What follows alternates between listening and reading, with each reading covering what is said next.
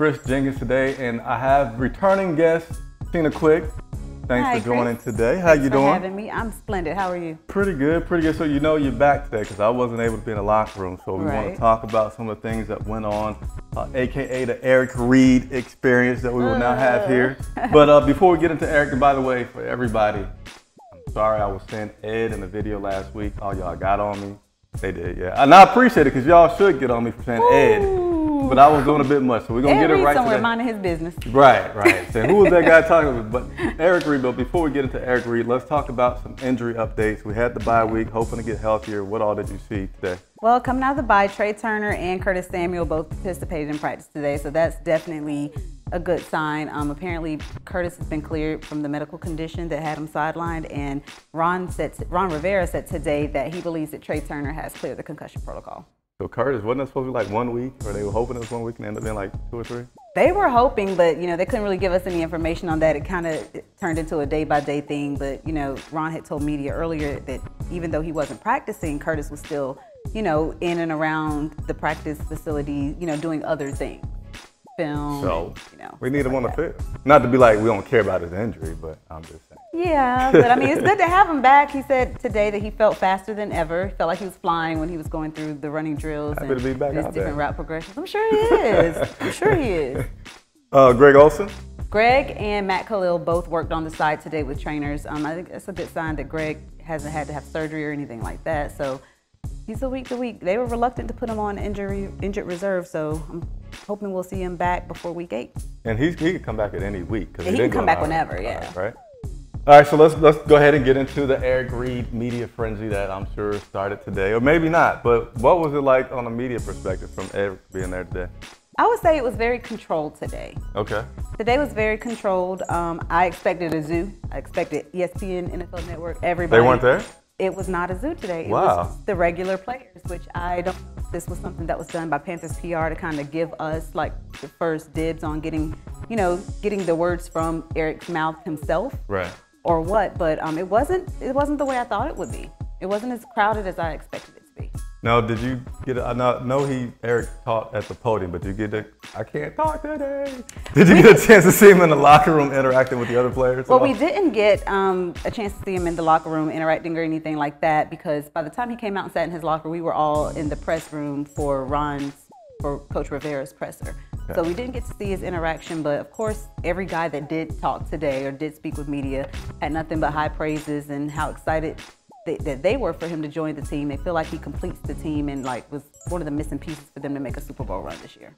So what did you see from Eric today? What do you think we're gonna get? Like I saw he had on a I'm with Cap shirt. So what all did you see of the Eric show today?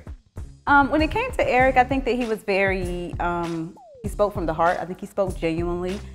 They kind of wanted to keep it geared to football. There wasn't a lot that he could give us because he does still have that collusion case open, and they're proceeding with that. Okay. So there's certain aspects and certain details as far as teams that were shopping him or teams that he conversed with during his free agency that he just was not able to talk about.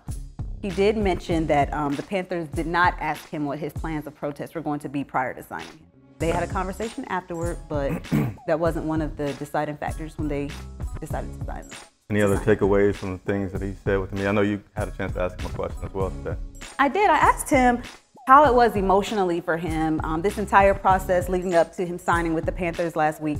And he kept stating that it happened quicker than he thought it would. He thought that he would be out, several weeks, if not for the rest of the season, the way Colin was. Mm-hmm. But he was happy. He had one other offer that was from the 49ers.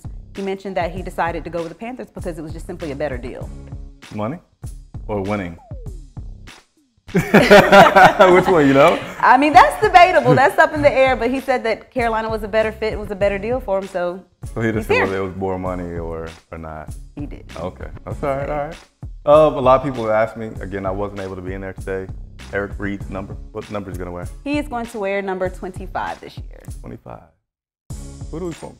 Benet Ben Rickery? Is that the last guy? Who else was 25 before him? It's not a big deal, but I was curious.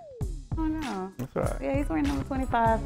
The blue and black. The blue and black. So a lot of people have talked also about the change in culture. You know, like there's been changes that you can see already with David Tepper. What's your take on once you saw this happen with the Eric Reid signing for this team?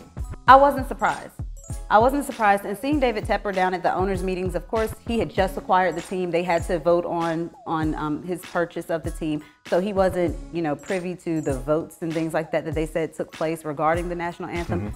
But just his character and who he is and how he has interacted with fans, administration, the moves that he's making in the front office that we don't necessarily hear about every day, as well as on the field, I'm not shocked by this move at all. Do you think he ruffled some feathers? He definitely ruffled some feathers, but David Tepper is a self-made man, and it'll be difficult for, you know, the owners to kind of gang up on him. He's not easily rattled. So I definitely know he ruffles some feathers, but that also lets you know that he stands his ground and he's firm in his belief. I haven't looked it up, but you know where he ranks in terms of the richest owners?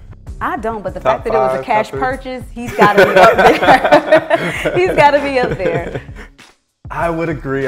So we're going to wrap that up in terms of our topics for the day. Some other good things that happened during the bye week was we had some good losses in the NFC South. The Saints pulled out a victory, unfortunately, but we did have. Unfortunately. We won. Oh, because of the division. Yeah, I get it. Yeah. I mean, we won't get into that, but you know, for that purpose, they pulled out the victory. The Falcons lost, and also the Tampa Bay Buccaneers, who seem to be on some accelerated downward path, lost as well. So we currently stand in second place in the division. So as always, thanks Sheena for coming on. Thanks for having me. Please interact with us. Let us know your thoughts. Leave comments below, questions. We will both go back on there and continue to man those questions. For Sheena, yes. I'm Chris. Thank you guys for watching. Have a good one.